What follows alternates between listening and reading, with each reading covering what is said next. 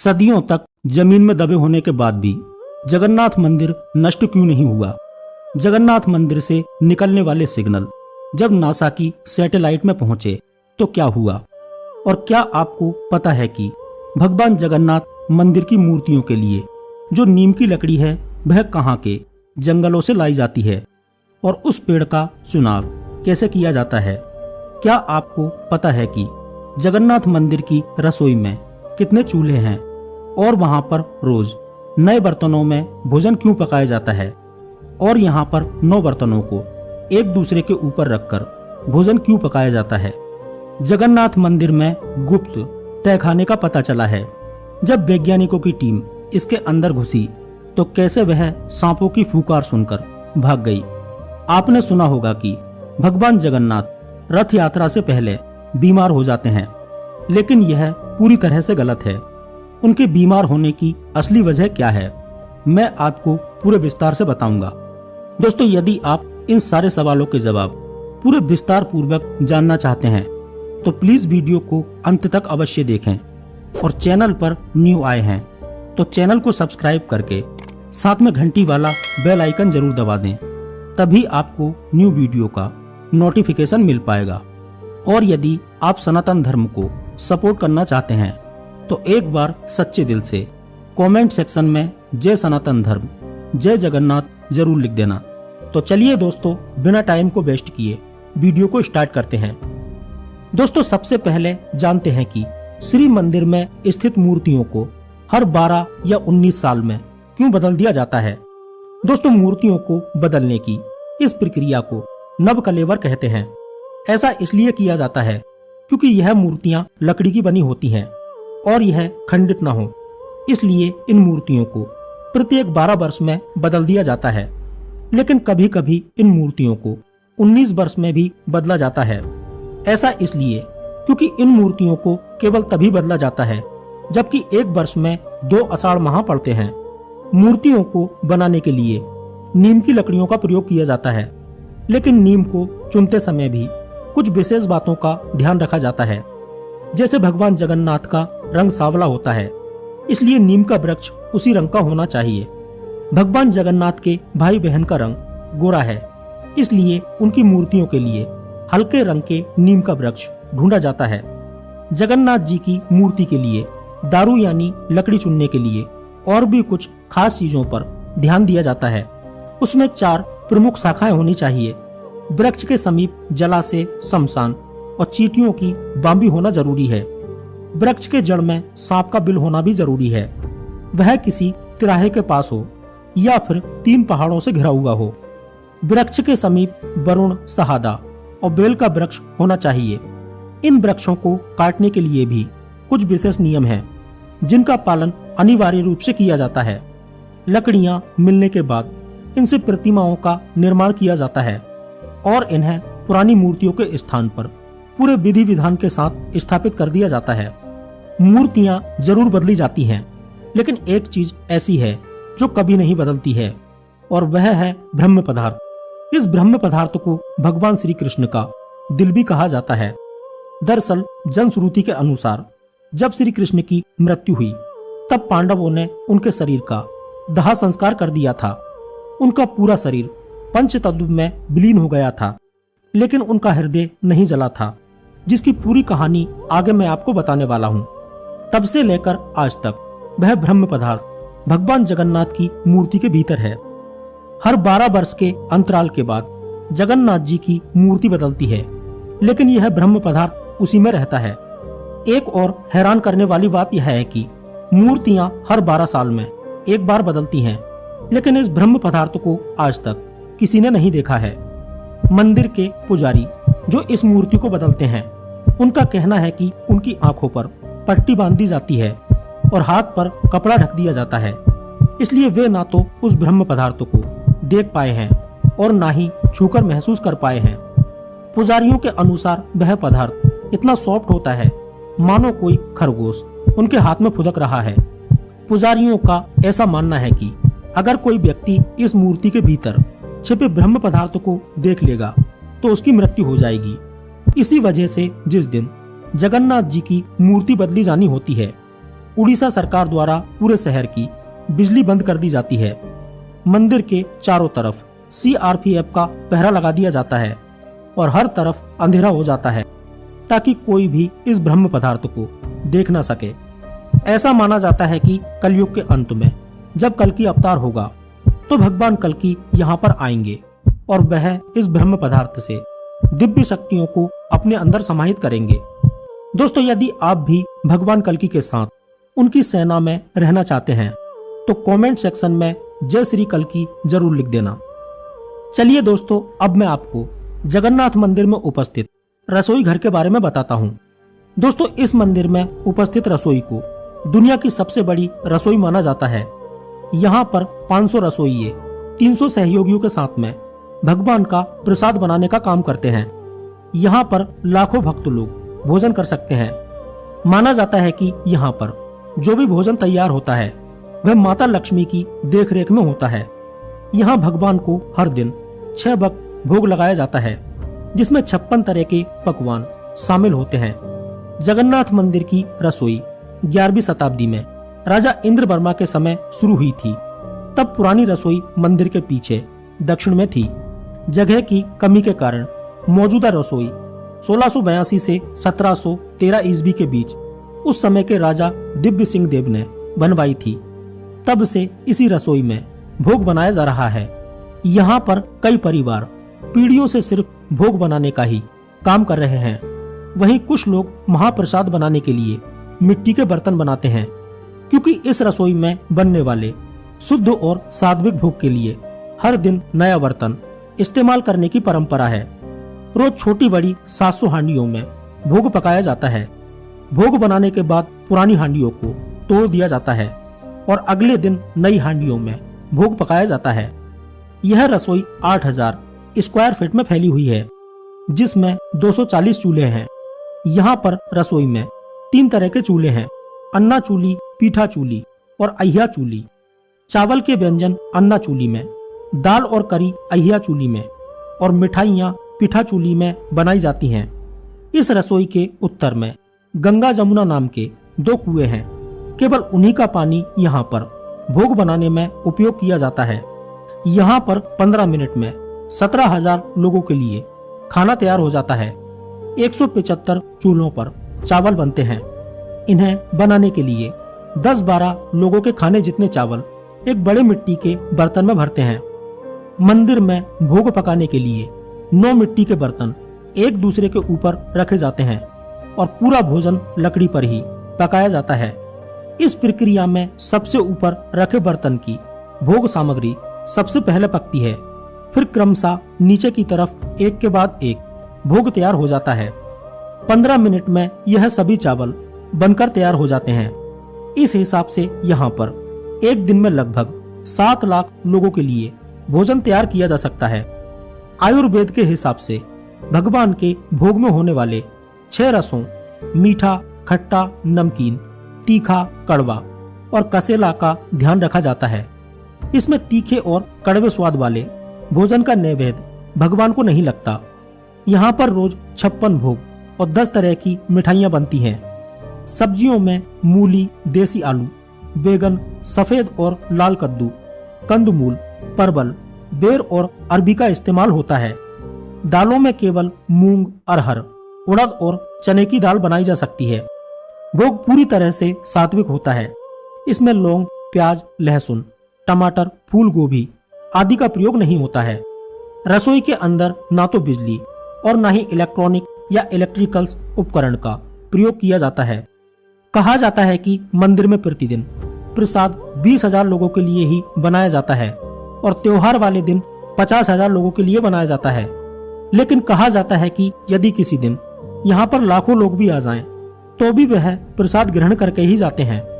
यहाँ पर ना तो भोजन की कमी आती है और ना ही भोजन का एक भी निवाला बचता है। मंदिर के अंदर पकाने के लिए भोजन की मात्रा पूरे वर्ष के लिए रहती है। प्रसाद की एक मात्रा भी कभी व्यर्थ नहीं जाती है। यहाँ पर बिमला देवी नाम से माता पार्वती का एक मंदिर है। महाप्रसाद बनने के बाद सबसे पहले माता पार्वती जी को भोग लगाया जाता है। इसी के बाद भगवान जगन्नाथ को भोग लगाया जाता है। कहते हैं कि यहाँ पर महाभोग बनाने के लिए उसी विधि का उपयोग किया जाता है जिस विधि का उपयोग माता लक्ष्मी भगवान का भोग बनाने के लिए करती हैं। भगवान जगन्नाथ के साथ साथ एक बार सच्चे दिल से कमेंट सेक्शन में जय माता लक्ष्मी जरूर लिख देना। दोस्तों, अब मैं आपको बताऊंगा जगन्नाथ मंदिर के दबे हुए खजाने का रहस्य। दोस्तों, जब श्री मंदिर में भगवान की मूर्तियों की स्थापना की गई थी तब यहाँ पर बहुत से राजा महाराजा और देवता उपस्थित हुए थे और उन्होंने यहाँ पर सोने, चांदी, हीरे, मोती और कई बेशकीमती आभूषण भगवान के मंदिर में अर्पित किए थे। सदियों से भक्तों और पूर्व राजाओं ने भगवान जगन्नाथ, भगवान बलभद्र और देवी सुभद्रा को जो बहुमूल्य आभूषण दिए वे मंदिर के रत्न भंडार में संग्रहित हैं। इस मंदिर में दुनिया का सबसे बड़ा खजाना मौजूद है। ऐसा कहा जाता है कि जितना यह मंदिर ऊपर बना है उससे भी कहीं ज्यादा गहराई तक नीचे है। इसमें बेशकीमती खजाना दबा हुआ है। यह खजाना इतना बड़ा है कि इससे कई देशों की अर्थव्यवस्था को कई सालों तक चलाया जा सकता है। खजाने में संदूकों के अंदर बेशकीमती रत्नों का अंबार है। सोने चांदी के भंडार भरे पड़े हैं। यहाँ पर राजा रजवाड़े के जमाने की बेहिसाब दौलत पड़ी हुई है। ऐसे खजानों की वजह से ही भारत को सोने की चिड़िया कहा जाता था। इस खजाने को लूटने के लिए ही तो इस मंदिर पर कई बार आक्रमण किया गया, लेकिन यह खजाना आज तक किसी के हाथ नहीं लग पाया है। खजाने के केवल बाहर वाले दरवाजे को ही खोला गया है जिसमें अरबों रुपए के सोने चांदी के आभूषण, बर्तन, हीरे जवाहरात आदि मिले हैं। माना जाता है कि एक बार अंदर वाले दूसरे कमरे में जाने की कोशिश की गई थी, लेकिन वहां पर सांपों की फुकार सुनकर किसी की भी अंदर जाने की हिम्मत नहीं हुई और इसके बाद इसे बंद कर दिया गया। तब से लेके अब तक इसे खोलने की कभी भी कोशिश नहीं की गई। ऐसा माना जाता है कि कलयुग के अंत में जब भगवान कल्कि यहाँ पर आएंगे तो वे यहाँ से कुछ बेशकीमती चीजों को निकालेंगे। चलिए दोस्तों, अब मैं आपको बताता हूँ कि भगवान जगन्नाथ रथ यात्रा से पहले बीमार क्यों हो जाते हैं, क्यों उनका इलाज किया जाता है और उन्हें दवाइयां दी जाती हैं। दोस्तों, ज्येष्ठ मास की पूर्णिमा को जब गर्मी की अधिकता होती है तो उस दिन देव प्रतिमाओं को 108 घड़े के जल से स्नान कराया जाता है। इस स्नान के बाद तीनों देवता बीमार पड़ जाते हैं और फिर वह एकांतवास में चले जाते हैं। एकांतवास की इस प्रक्रिया को पुरी में अनासरा कहते हैं। इन 15 दिनों में देव विग्रहों के दर्शन नहीं होते हैं। 15 दिनों के बाद जब जगन्नाथ जी ठीक हो जाते हैं तब उस दिन नैनासार उत्सव मनाया जाता है। इस दिन भगवान का फिर से श्रृंगार किया जाता है, उन्हें नए वस्त्र पहनाए जाते हैं और इसके बाद वह भ्रमण के लिए तैयार हो जाते हैं। तब फिर श्री मंदिर के सिंह द्वार पर रथ लाए जाते हैं और फिर 2 दिन बाद यहाँ से रथ यात्रा प्रारंभ होती है। ये कुछ ऐसा है कि बीमार होने के कारण जब जगन्नाथ जी कई दिनों तक एकांत में होते हैं तो वह मन बदलने के लिए भाई बहन के साथ यात्रा पर निकलते हैं। लेकिन यहाँ पर सवाल यह उठता है कि क्या भगवान भी बीमार पड़ते हैं, लेकिन क्यों और कैसे? इन सवालों के पीछे की वजह एक करुण कथा है। जगन्नाथ प्रभु की महिमा में यह जनश्रुति काफी प्रचलित है। बहुत पहले की बात है, उड़ीसा के पुरी क्षेत्र में एक भक्त माधव दास रहते थे। वह रोज ही भगवान की पूजा करते थे। प्रसाद में जो कुछ मिलता था उसी से अपना जीवन यापन करते थे और सादा जीवन जीते थे। एक बार वह बीमार पड़े, उन्हें तेज बुखार हो गया। वह अकेले थे तो कोई उनकी सेवा के लिए नहीं था। फिर भी उन्होंने अपनी भक्ति में कोई कमी नहीं की। लोग उन्हें सलाह देते थे कि वेद से मिलो, औषधि लो, लेकिन उपचार के लिए कोई लेकर नहीं जाता था। माधव दास कहते थे कि जब भगवान मेरा ख्याल रख रहे हैं तो मुझे किसी की क्या जरूरत है। लेकिन एक दिन बीमारी से कमजोर होकर माधव दास बेहोश होकर गिर पड़े। तब अपने भक्त को संकट में देखकर भगवान खुद श्री मंदिर से निकल आए और उनकी सेवा करने लगे। जगन्नाथ जी उन्हें दवा देते, हाथ पैर दबाते, नहलाते, कपड़े बदलते और अपने हाथ से भोजन कराते। माधव दास जब ठीक होने लगे तब उन्होंने पहचाना कि भगवान खुद उनकी सेवा में लगे हुए हैं। यह देखकर माधवदास रो पड़े। उन्होंने कहा कि आप मेरी सेवा करने क्यों आए? आप मुझे तुरंत भी तो ठीक कर सकते थे। तब जगन्नाथ जी ने कहा कि मैं अपने भक्तों का साथ कभी नहीं छोड़ता हूँ, लेकिन उनके कर्म में जो लिखा है वह तो होगा ही। लेकिन चलो मैं एक काम करता हूँ, अभी तुम्हारी बीमारी के 15 दिन और शेष हैं, वह मैं अपने ऊपर ले लेता हूँ। उस दिन ज्येष्ठ पूर्णिमा थी। जगन्नाथ जी अपने मंदिर पहुंचे और उसी दिन स्नान के बाद उन्हें ज्वर होने लगा। तभी से पुरी में यह परंपरा चल पड़ी है। भगवान अपने उसी भक्त माधवदास की बीमारी में बीमार होते हैं और इस दौरान एकांतवास में चले जाते हैं। इसे अनासार कहते हैं। कहते हैं कि जैसे एक बार उन्होंने अपने भक्त माधवदास की पीड़ा अपने ऊपर ली थी, उसी तरह वे हर साल अपने भक्तों की पीड़ा हर लेते हैं। लेकिन भक्ति सच्ची होनी चाहिए। इसके 15 दिन बाद जब भगवान ठीक होते हैं तब नैनासर उत्सव मनाते हैं। इसके बाद ही भगवान भ्रमण के लिए बाहर निकलते हैं। इसी भ्रमण को रथ यात्रा कहते हैं।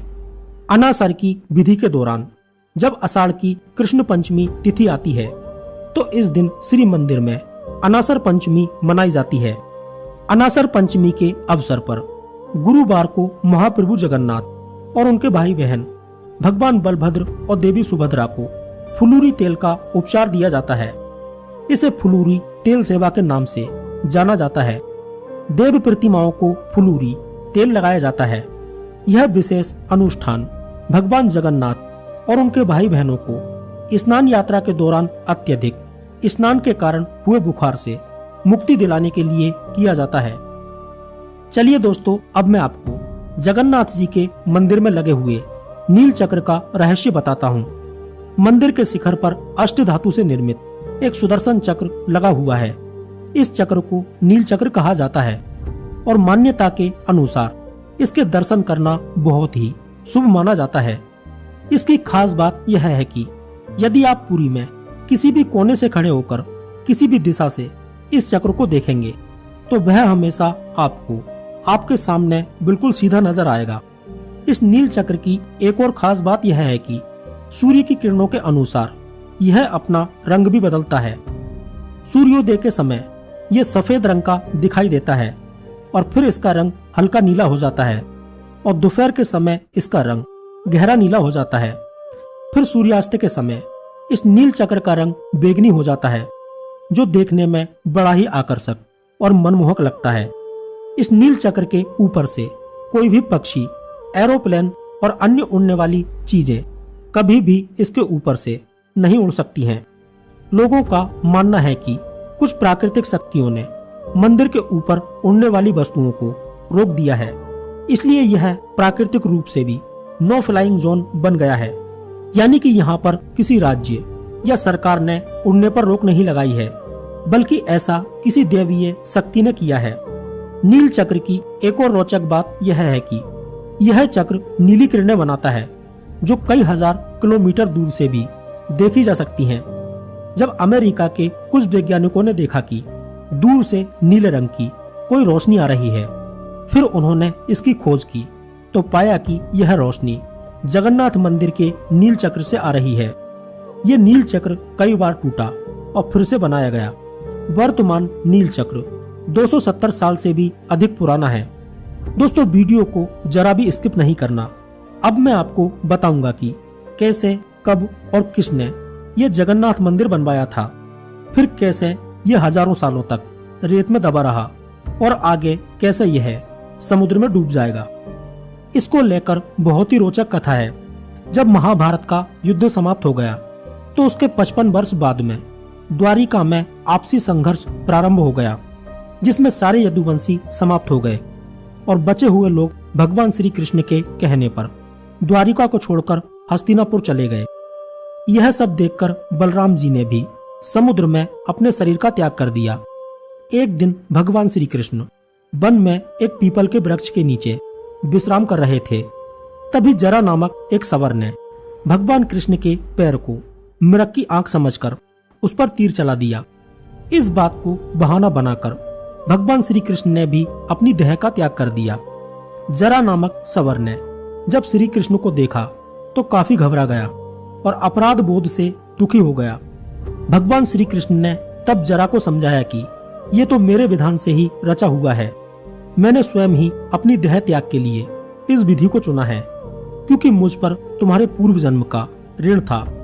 जरा पूर्व जन्म में बाली था, जिसका वध भगवान श्री राम ने किया था।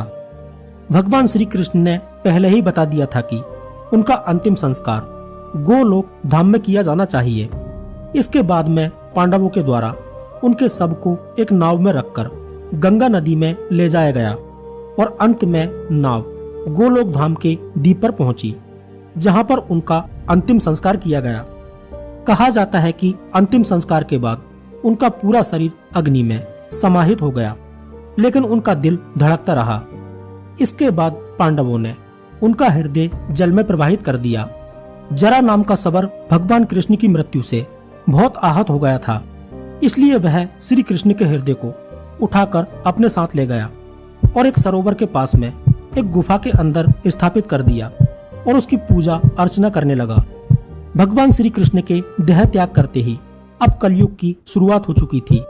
उस समय मालवा प्रदेश में इंद्रधुम्न नाम के एक चक्रवर्ती राजा थे। चक्रवर्ती अर्थात जिनका संपूर्ण भूखंड पर राज हो। उनकी राजधानी उज्जैन थी। इनके पिता का नाम भरत और माता का नाम सुमति था। राजा भगवान कृष्ण के परम भक्त थे। इनकी पत्नी का नाम गुंडीचा था। वह अपनी प्रजा का अपनी संतान की तरह ध्यान रखती थी। राजा इंद्रधुम्न भगवान कृष्ण का परम भक्त था। वह अपने दिन की शुरुआत भगवान कृष्ण की पूजा से करता था और दिन में अपने राज दरबार के सारे काम खत्म करने के बाद में जब सोने जाता था तो भगवान को सुलाने के बाद ही खुद सोता था। एक दिन रात्रि में जब राजा सो रहा था तो उसे एक स्वप्न आता है। स्वप्न में वह देखता है कि वह एक सरोवर के पास में ध्यान लगाए बैठा हुआ है। यहाँ पर चारों तरफ का वातावरण बड़ा ही सुंदर और मनोरम है। वह देखता है कि वहां पर एक कौवा काव काव करता हुआ आता है और सरोवर का पानी पीने लगता है। कौवा जैसे ही सरोवर का पानी पीता है वैसे ही वह एक दिव्य पुरुष में बदल जाता है। इसके बाद वहां पर आसमान से वैकुंठ का एक गढ़ आता है और उस दिव्य पुरुष को अपने साथ लेकर चला जाता है। यह सब देखकर राजा आश्चर्यचकित हो जाता है। जब वह आसपास देखता है तो सामने एक गुफा दिखाई देती है। इस गुफा से नीला प्रकाश निकल रहा होता है। इतना सब कुछ देखकर अचानक से राजा की नींद खुल जाती है और वह उठकर बैठ जाता है। उसे विश्वास नहीं होता कि यह सब कुछ सपना था या फिर हकीकत। उसे ऐसा लग रहा था जैसे वह वहां पर स्वयं उपस्थित हो। तब वह सोचने लगता है कि आखिर इस सपने का क्या अर्थ हो सकता है। इसके बाद वह सुबह कई जानकार और कई ज्योतिषियों को बुलवाता है, साथ ही सर्वश्रेष्ठ चित्रकारों को भी बुलवाता है ताकि उसने जो भी सपने में देखा है उस सब का वह चित्र बना सके और पहचान सके कि वास्तव में ऐसी कोई जगह है या फिर नहीं। कई दिनों तक जगह को ढूंढने के लिए खोजबीन की जाती है, ग्रंथ खंगाले जाते हैं, जगह जगह लोगों को पहुंचाया जाता है।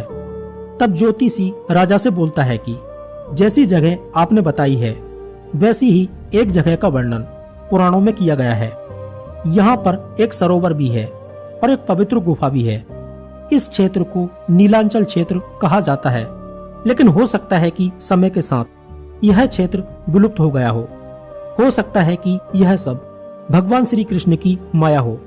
अब भगवान श्री कृष्ण ही आपको रास्ता दिखा सकते हैं। इसके बाद में राजा श्री कृष्ण का अखंड व्रत रखने का निश्चय करते हैं और बोलते हैं कि जब तक श्री कृष्ण उन्हें इस जगह के बारे में पूरा संकेत नहीं दे देते तब तक वह अन्न जल कुछ भी ग्रहण नहीं करेंगे, ऐसे ही बैठे रहेंगे।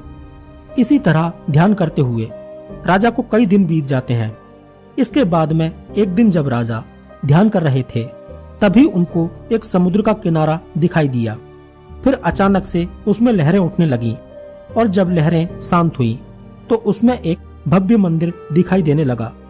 राजा समझ गए थे कि अब उन्हें एक मंदिर का निर्माण करवाना है इसके बाद में उन्होंने शुभ मुहूर्त देखकर मंदिर का निर्माण प्रारंभ करवा दिया। लेकिन जैसे ही मंदिर का थोड़ा बहुत निर्माण होता, समुद्र की तेज लहरें आती और उस निर्माण को नष्ट कर देती। ऐसा 1-2 बार नहीं बल्कि 6 बार होता है। यह सब देखकर राजा बहुत चिंतित हो गए। इसके बाद में राजा ने भगवान श्री कृष्ण का स्मरण किया तो भगवान कृष्ण वहां पर उपस्थित हुए। उनके रथ पर कपिध्वज था। यह देखकर राजा समझ गए कि अब उन्हें क्या करना है। इसके बाद में राजा ने भगवान हनुमान की स्तुति की और मंदिर के निर्माण में उनसे सहायता मांगी। हनुमान जी राजा की भक्ति भावना को देखकर बहुत प्रसन्न हुए और कहा कि मैं हमेशा यहाँ पर सूक्ष्म रूप में उपस्थित रहूंगा। इसके बाद हनुमान जी समुद्र की ओर मुंह करके बैठ गए। इसके बाद मंदिर का निर्माण फिर से प्रारंभ किया गया। लेकिन हनुमान जी के होने की वजह से इस बार समुद्र की लहरों से मंदिर को कोई क्षति नहीं पहुंचती है और अंत में एक भव्य मंदिर का निर्माण यहाँ पर हो जाता है। लेकिन अभी भी राजा की चिंता पूरी तरह से खत्म नहीं हुई थी, क्योंकि अभी मंदिर में भगवान के विग्रह को स्थापित करना बाकी था। राजा को बार बार अपना वही सपना याद आ रहा था जिसमें उन्होंने एक गुफा से नीला प्रकाश निकलते हुए देखा था। वह सोचते हैं कि आखिर वह पहाड़ कहाँ हो सकता है जिसकी गुफा में नील माधव का विग्रह है, और वास्तव में ऐसी कोई जगह है भी या नहीं है। यदि किसी को ढूंढने भी पहुंचाएं तो कौन सी दिशा में पहुंचाएं। इन सब बातों को लेकर राजा पुनः चिंतित होने लगे। तब राजा के छोटे भाई विद्यापति ने सुझाव दिया कि चारों दिशाओं में 4 लोगों को भेजा जाए और सपने में देखे गए स्थान के बारे में पता किया जाए। 3 दिशाओं में 3 लोगों को जगह की खोज करने के लिए भेज दिया जाता है। लेकिन जब चौथी दिशा में भेजने के लिए कोई योग्य व्यक्ति नहीं मिलता है तो विद्यापति बोलता है कि चौथी दिशा में मैं खुद जाऊंगा। जो 3 लोग थे वे कई महीनों तक उस स्थान की खोज में भटकते रहते हैं, लेकिन उन्हें जगह के बारे में कोई भी सुराग नहीं मिलता है। इसलिए कई महीने भटकने के बाद में वह पुनः अपने राज्य में लौट आते हैं। लेकिन विद्यापति पूर्व दिशा की ओर बढ़ता ही चला जाता है। चलते चलते जंगल से गुजरते हुए वह एक जंगली कबीले के मुहाने पर पहुंच जाता है। वहां पर एक बरगद के पेड़ के नीचे किसी स्थान देवता के चिन्ह देखता है तो हैरत में पड़ जाता है कि आखिर इतने घने जंगल में किसी देवता की स्थापना कैसे हो सकती है। ज्यादातर ऐसे स्थान तो मानव बस्तियों के पास ही होते हैं। साथ ही जो जंगली कबीले हैं वह भी जंगलों में बाहर की ओर ही बस्तियां बनाकर रहते हैं। ऐसे में इस घने जंगल में ये कौन लोग रहते होंगे। विद्यापति अभी यह सब सोच ही रहा था कि इतने में एक सिंह दहाड़ता हुआ उस पर झपटा। विद्यापति ने फुर्ती से एक और कूदकर खुद को बचा तो लिया, लेकिन जंगली झाड़ी में पांव उलझने से वह एक और गिर पड़ा और सिर में चोट लग गई। इतने में उसने एक कन्या को सिर पर झपटते हुए और उसे नाम से बुलाते हुए सुना। कन्या ने जब उसे बाघा कहकर पुकारा तो वह उल्टे पांव दौड़कर उस लड़की के पैरों के पास किसी पालतू बिल्ली की तरह लौटने लगा। देखते ही देखते विद्यापति कब बेहोश हो गया उसे पता भी नहीं चला। इसके बाद वह कन्या कबीले के अन्य लोगों के साथ मिलकर विद्यापति को अपने कबीले में ले जाती है। असल में यह सबर जनजाति के लोगों का कबीला था। इस कबीले के सरदार का नाम विश्ववसु था और जो कन्या विद्यापति को लेकर गई थी वह विश्ववसु की पुत्री थी जिसका नाम ललिता था। पहले तो सभी लोगों ने इस बात का विरोध किया कि किसी भी बाहरी व्यक्ति को कबीले में रखना ठीक नहीं है, लेकिन चूंकि विद्यापति घायल हो चुका था इसलिए सभी लोग उसे वहां पर रखने के लिए राजी हो जाते हैं। इसके बाद में विश्ववसु उसका इलाज करते हैं जिससे सुबह तक विद्यापति को होश आ जाता है। लेकिन विद्यापति कई महीनों से चल चलकर बहुत थक चुका था और साथ ही उसके सिर में गहरी चोट लगी थी, इसलिए उसका इतना जल्दी ठीक होना बहुत मुश्किल था। लेकिन ललिता उसकी बहुत सेवा करती है जिससे विद्यापति कुछ दिनों के बाद में पूरी तरह से स्वस्थ हो चुका था। अब वह कबीले के लोगों की काम करने में भी मदद करने लगा था। लेकिन जब भी कोई उससे उसके बारे में पूछता था तो वह उन्हें कोई जवाब नहीं देता था। शरीर पर राज्य चिन्ह और तमाम अलंकरण को देखकर सभी लोग उसे किसी लुटे हुए हारे हुए राज्य का राजकुमार समझते थे। पर अतिथि को पुरानी बातों से कष्ट न हो, इसलिए धीरे धीरे विद्यापति से सभी ने उसके पिछले जीवन के बारे में पूछना बंद कर दिया। उधर ललिता विद्यापति से प्रेम करने लगती है और मन ही मन विद्यापति भी उसे चाहने लगता है। लेकिन वह इस प्रेम को अपने कार्य में बाधा समझता था, इसलिए इस ओर ज्यादा ध्यान नहीं देता था। एक दिन ललिता विद्यापति के बारे में सोचते हुए जंगल से आए फूलों से माला बना रही थी। इसी दौरान टोकरी में कहीं से एक सांप घुस गया था। ललिता का इस ओर ध्यान नहीं था। तभी वहां पर किसी काम से पहुंचे विद्यापति की नजर ललिता पर पड़ गई। उसने फुर्ती से उस सांप को पकड़कर फेंक दिया। विश्ववसु ने जब ये देखा तो उसे ललिता और विद्यापति के प्रेम का आभास हुआ। इस तरह उसने कबीले वालों से सलाह लेकर विद्यापति और ललिता की शादी कर दी। सब कुछ ठीक चलता रहता है और विवाह के दिन बीतते रहते हैं। विद्यापति ललिता के परिवार के साथ में अच्छे से घुल मिल गया था। लेकिन विद्यापति एक बात नोट करता है कि उसका परिवार विद्यापति से प्रेम तो करता है, लेकिन अपनी धार्मिक रीतियों से उन्हें दूर रखता है। वह देखता है कि विश्ववसु सुबह से ही अंधेरे में चुपचाप कहीं निकल जाता है और फिर सूर्य निकलने के बाद ही वापस आता है।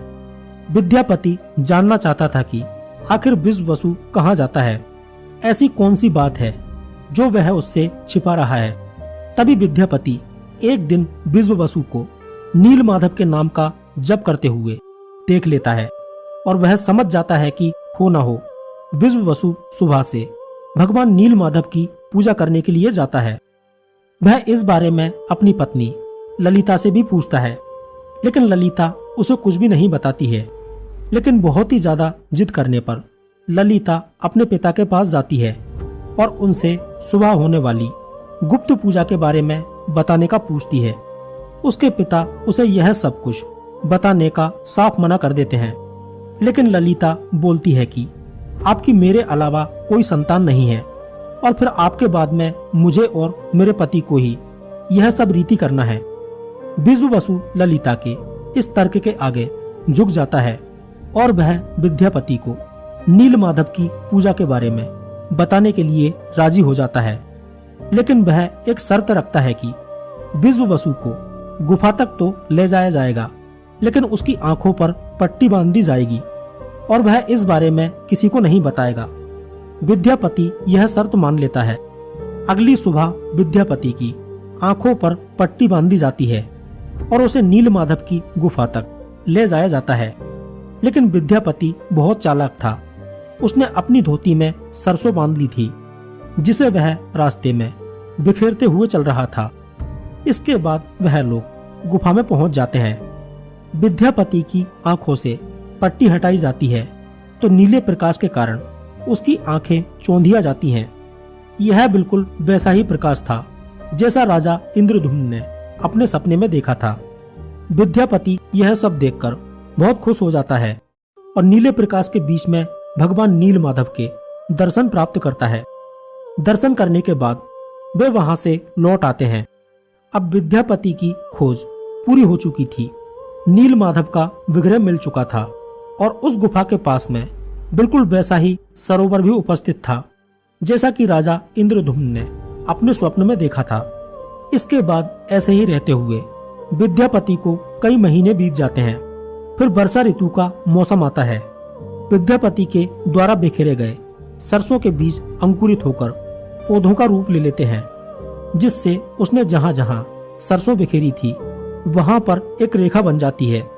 उस रेखा के सहारे विद्यापति भगवान नीलमाधव की गुफा तक पहुंचने में सफल हो जाता है और नीलमाधव के विग्रह को चुराकर वहां से भाग जाता है और अपने राज्य में पहुंच जाता है। वह अपने भाई को उस विग्रह के दर्शन भी करवाता है। इसमें से निकलते नीले प्रकाश को देखकर राजा समझ जाता है कि यह वही विग्रह है जिसे उसने अपने सपने में देखा था। चूंकि मंदिर पूरी तरह से बनकर तैयार हो चुका था, इसलिए अब बारी थी विग्रह को मंदिर में स्थापित करने की। इसके बाद में भगवान नील माधव के विग्रह को मंदिर में स्थापित कर दिया जाता है। लेकिन जैसे ही लोग उनका दर्शन करने के लिए आते हैं तो विग्रह में से निकलने वाले नीले प्रकाश के कारण उन्हें कुछ भी दिखाई नहीं देता है। यह देखकर राजा फिर से एक बार बहुत चिंतित हो जाते हैं और भगवान की शरण में जाकर उनसे विनती करते हैं कि हे प्रभु, अब आप ही कोई रास्ता दिखाइए।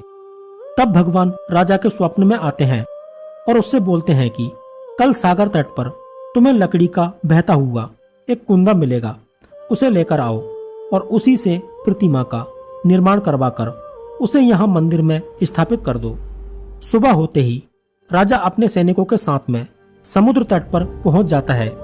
वहां पर उन्हें लकड़ी का एक कुंदा तैरता हुआ दिखाई देता है।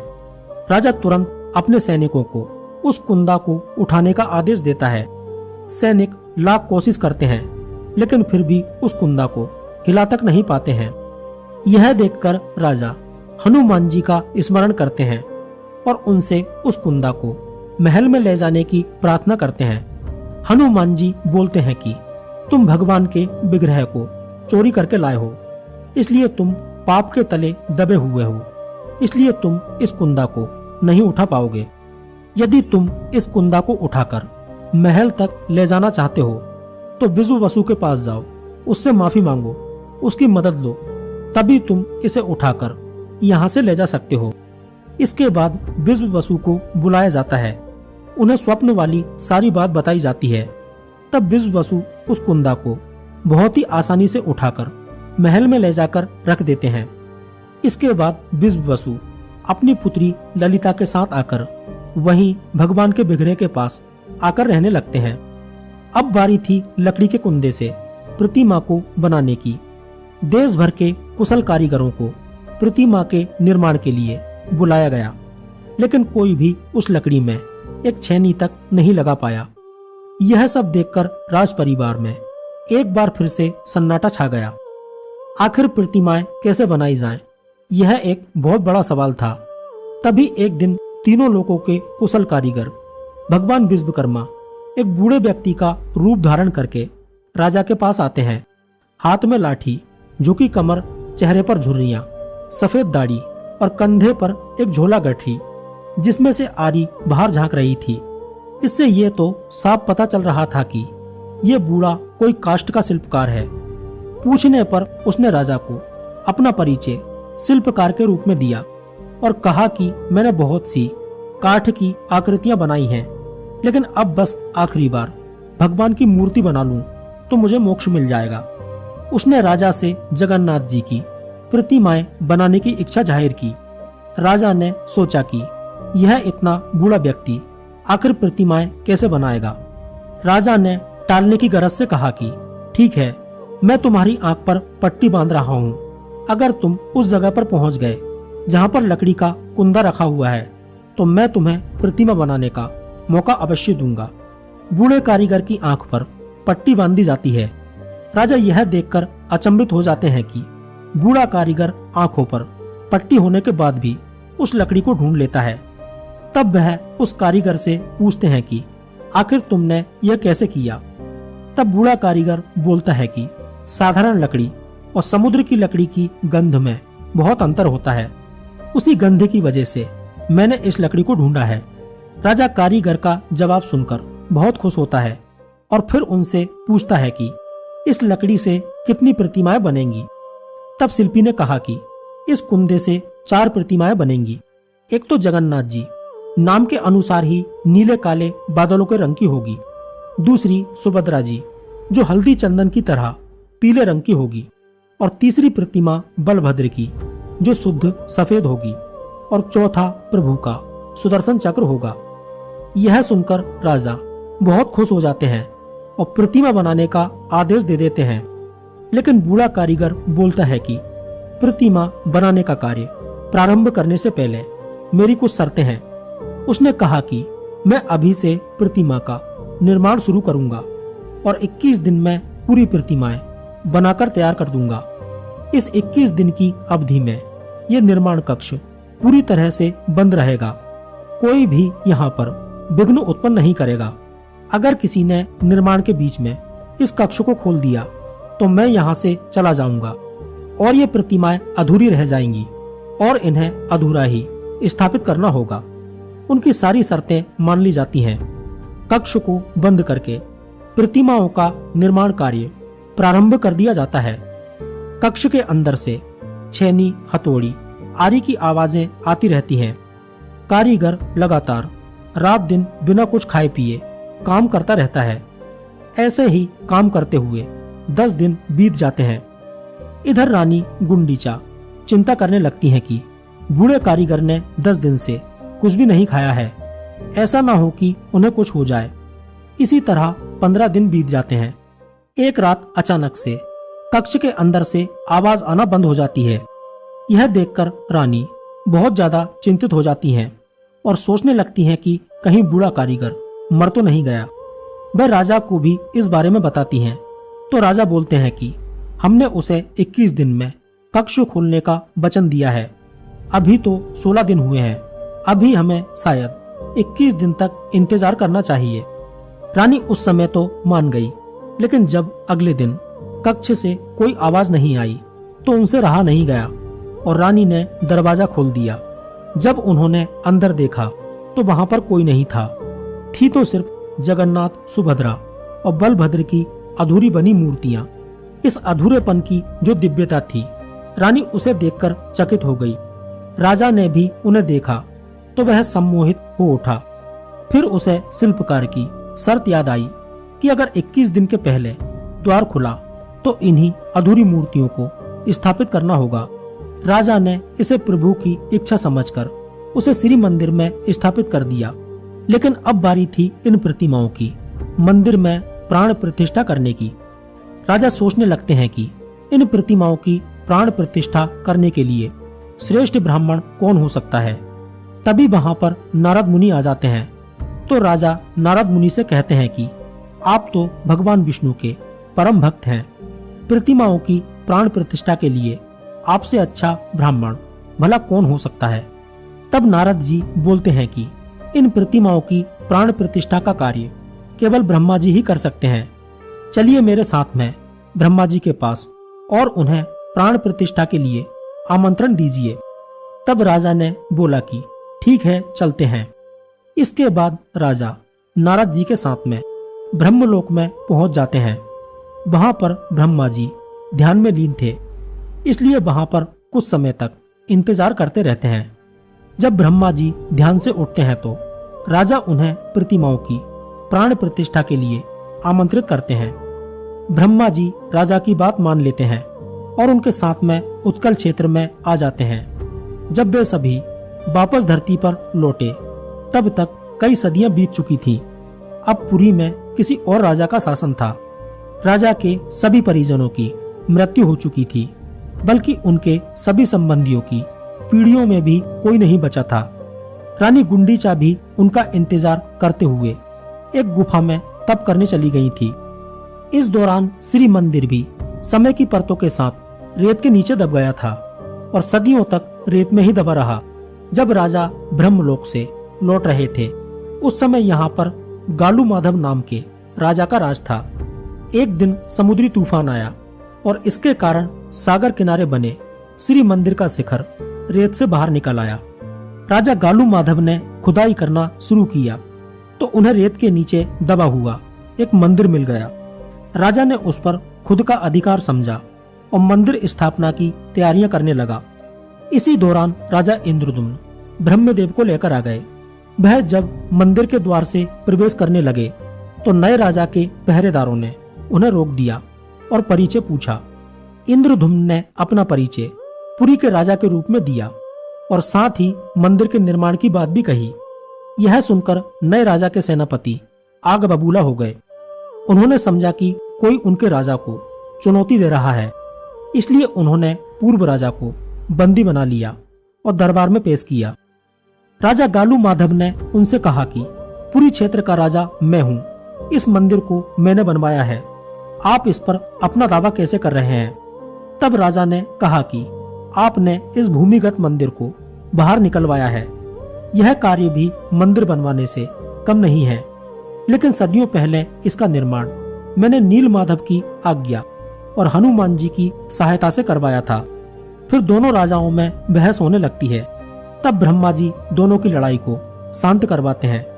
इधर रानी गुंडीचा को जब राजा के लौट आने का एहसास होता है तो वह भी समाधि से उठ जाती हैं और राजा इंद्रदुम्न के पास मंदिर में आ जाती हैं।